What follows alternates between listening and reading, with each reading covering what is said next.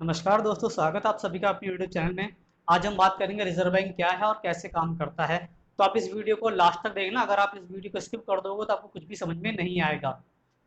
Reserve bank की स्थापना 1 अप्रैल 1935 को आरबीआई एक्ट 1934 के तहत हिल्टन यंग समिति के सुझाव पर की गई थी। लेकिन इसको स्थापित करने की जरूरत क्यों पड़ी, आइए जानते हैं उसके इतिहास के बारे में।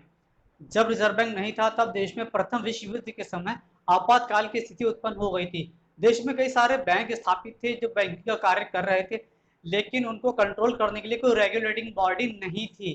ठीक है, उनको नियंत्रण करने के लिए कोई निकाय नहीं बना हुआ था। वो सारे बैंक अपनी मनमर्जी के मुताबिक मनमाने ब्याज पर लोगों को ऋण उधार देते थे। लेकिन जो किसान थे, छोटे छोटे खेतीहर मजदूर थे, किसान थे, वो लोग ऊंची ब्याज दर पे लोन ले तो लिया करते थे, लेकिन उनकी जीविका खेती पर डिपेंड थी। ज्यादातर मजदूर थे, किसानी क्या करते थे।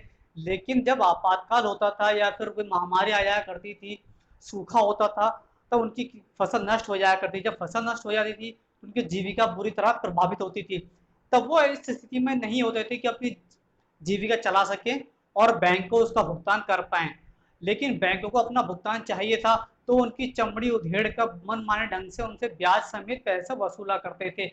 तो इस तरह से बैंक जो थे वो इन मजदूरों का, किसानों का शोषण क्या करते थे। इससे इस अत्याचार को रोकने के लिए एक ऐसे निकाय का गठन किया गया जो सारे बैंकों को नियंत्रण कर सके और जो उन सबको बता सके किसको क्या करना है और क्या नहीं करना है, कब मार्केट में पैसा ज्यादा जाना है और कब कम जाना है। इसीलिए एक समिति की स्थापना की गई जिसका नाम था हिल्टन यंग समिति या फिर हिल्टन यंग आयोग भी इसको कहते हैं। एक एक्ट बनाया गया आरबीआई एक्ट 1934 और 1 अप्रैल 1935 को आरबीआई एक्ट 1934 के तहत इसकी स्थापना कर दी गई। 5 करोड़ रुपए की पेदक पूंजी के साथ, पेडअप कैपिटल के साथ इसकी स्थापना कर दी गई थी। इसके जो पहले गवर्नर थे उनका नाम था सर ओसबोर्न स्मिथ। याद कर लीजिए, एग्जाम में आपसे सवाल पूछा जा सकता है कि रिजर्व बैंक के प्रथम गवर्नर कौन थे। तो रिजर्व बैंक के प्रथम गवर्नर सर ओसबोर्न स्मिथ थे। रिजर्व बैंक की स्थापना कब की गई? 1 अप्रैल 1935 को। ठीक है, हिल्टन यंग समिति के सुझाव पर। ये सारे फैक्ट्स हैं जो आपसे कभी भी एग्जाम में, किसी भी एग्जाम में पूछ सकता है। आगे बढ़ते हैं। ठीक है, बैंकों का बैंकर होता है वो सरकार को सलाह देता है।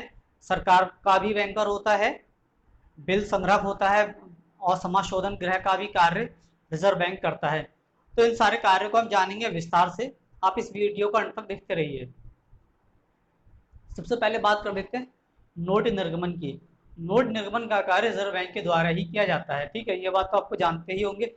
लेकिन सिक्के जारी करने का काम रिजर्व बैंक नहीं करता, ये काम करती है भारत सरकार। और 1 रुपए का नोट वो भी रिजर्व बैंक जारी नहीं करती, वो भी भारत सरकार के द्वारा ही जारी किया जाता है। इसीलिए आपने देखा होगा 1 रुपए के नोट पर रिजर्व बैंक के गवर्नर के साइन नहीं होता, बल्कि भारत के वित्त सचिव के सिग्नेचर होते हैं। फिर अगला कार्य है उसका आंकड़ों का प्रकाशन। वो समय समय पर आंकड़ों का प्रकाशन भी करता रहता है कि किस वर्ष और किस महीने में महंगाई कितनी बढ़ी है, कितनी घटी है। ठीक है, इकोनॉमिक ग्रोथ रेट क्या रही, कम हुई है, ज्यादा हुई है। इस तरह के सारे आंकड़ों का प्रकाशन समय समय पर रिजर्व बैंक करता रहता है।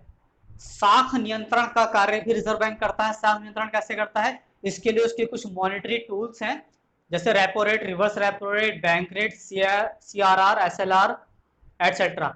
अब बात करते हैं रेपो रेट क्या होती है। रेपो रेट वो रेट होती है जिस दर पर रिजर्व बैंक अन्य बैंकों को उधार देता है। अभी कुछ समय पहले ही आरबीआई ने रेपो रेट घटाकर 4.4 से 4% कर दी है।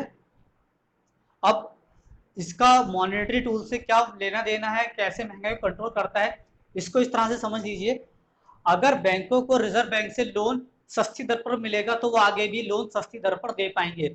जब लोन सस्ती दर पर ग्राहक को मिलेगा तो वो ज्यादा लोन लेंगे। ज्यादा लोन लेंगे तो उनके पास पैसा ज्यादा आ जाएगा। पैसा ज्यादा आ जाएगा तो उनकी परचेजिंग पावर बढ़ जाएगी, क्रय करने की शक्ति उनकी बढ़ जाएगी।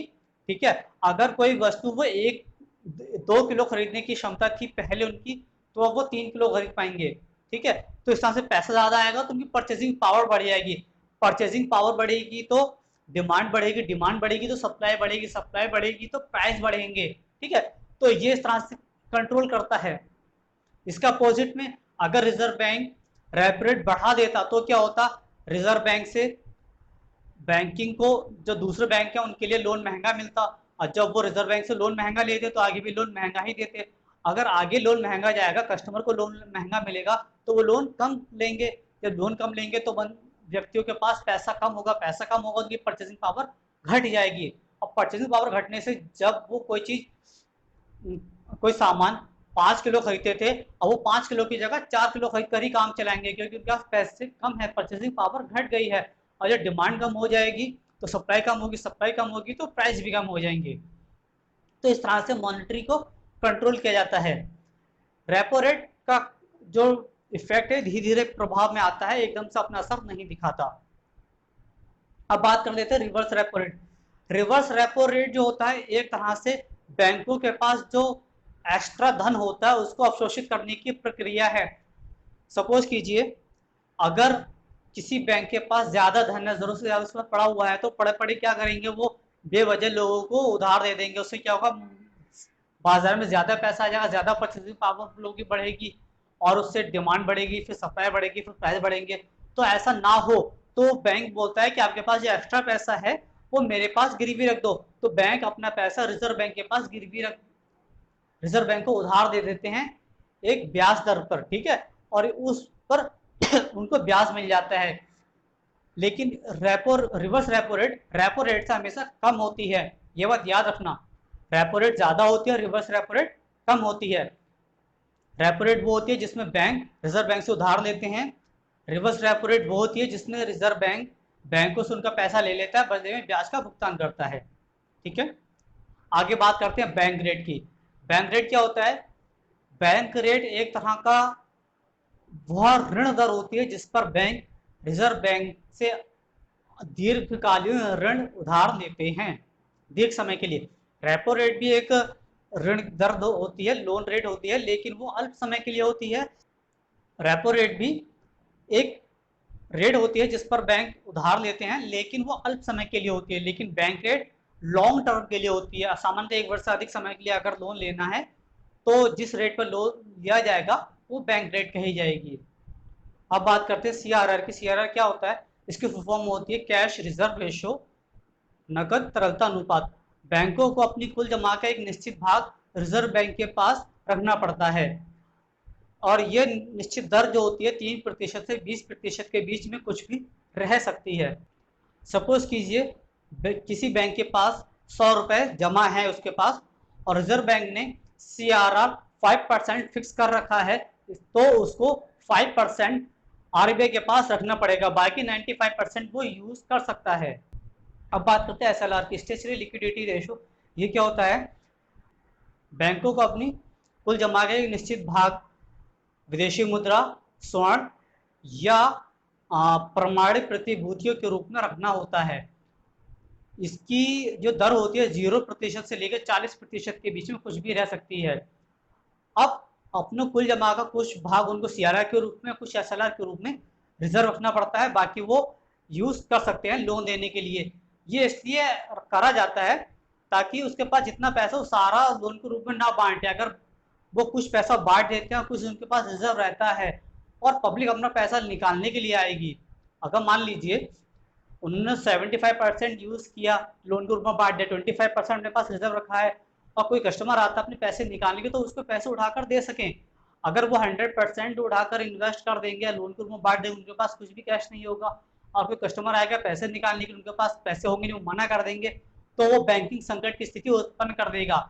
इसलिए ऐसी स्थिति उत्पन्न ना हो, इसीलिए सीआरआर और एसएलआर की व्यवस्था की गई है। इसके अलावा महंगाई क्या होती है, कितनी तरह की होती है और उसके क्या प्रभाव पड़ते हैं, उसके बारे में जानकारी देंगे हम अगले वीडियो में। आ जाओ, आपको वीडियो अच्छा लगा होगा, वीडियो को लाइक कीजिए, चैनल को सब्सक्राइब कर अपने फ्रेंड के साथ भी शेयर कीजिए। So thank you for watching my video.